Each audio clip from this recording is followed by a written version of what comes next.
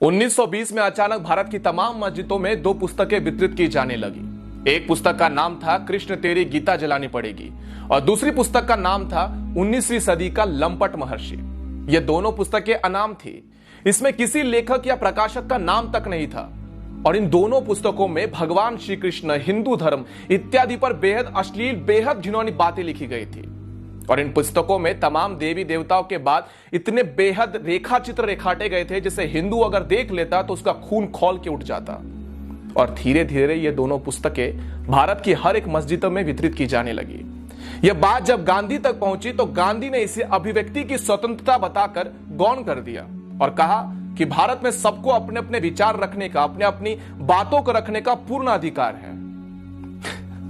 फिर एक दिन अचानक 1923 में लाहौर स्थित राजपाल प्रकाशक के मालिक महाशय राजपाल जी ने एक पुस्तक प्रकाशित की जिसका नाम था रंगीला रसूल। उस पुस्तक के लेखक का नाम गुप्त रखा गया था और लेखक की जगह लिखा गया था दूध का दूध और पानी का पानी। हालांकि उस पुस्तक में असली लेखक पंडित चंपूपति थे जो इस्लाम के जाने माने विद्वान थे।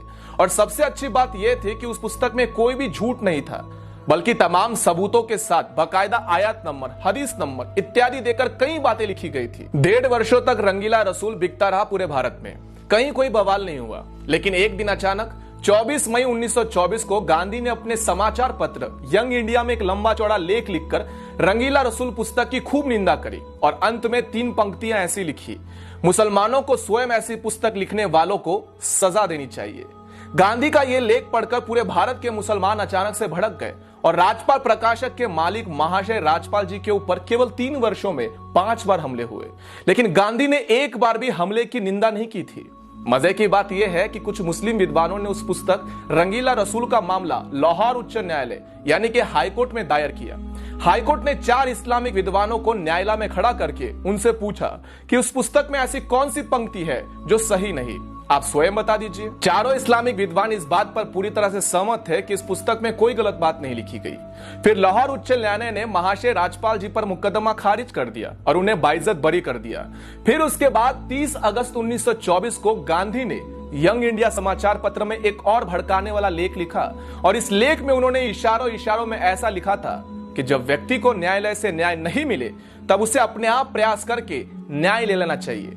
उसके बाद महाशय राजपाल जी के ऊपर 2 बार और हमले का प्रयास हुआ और अंत में 6 अप्रैल 1929 का हमला जानलेवा साबित हुआ जिसमें मोहम्मद इल्म दीन नामक एक युवक ने गदा से महाशय राजपाल जी के ऊपर कई बार वार किए जिनसे उनकी मौत हो गई थी। जिस दिन उनकी हत्या हुई उसके 4 दिन बाद गांधी लाहौर में थे। लेकिन गांधी महाशय राजपाल जी के घर पर शोक प्रकट करने नहीं गए और ना ही अपने किसी संपादकीय में महाशय राजपाल जी की हत्या की निंदा की।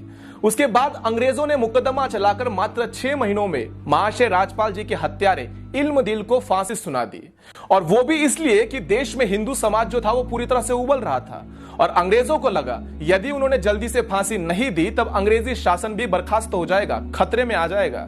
उसके बाद 4 जून 1929 को गांधी ने अंग्रेज वाइसरॉय को चिट्ठी लिखकर महाशय राजपाल जी के हत्यारे की फांसी की सजा को माफ करने की अनुरोध किया था। और इसके अगले ही दिन अपने समाचार पत्र यंग इंडिया में एक लेख लिखते हुए जिसमें गांधी ने यह साबित करने का प्रयत्न किया था कि हत्यारा तो निर्दोष है, नादान है, क्योंकि उसे अपने मजहब का अपमान सहन नहीं हुआ और उसने गुस्से में आकर यह हत्या करने का निर्णय ले लिया।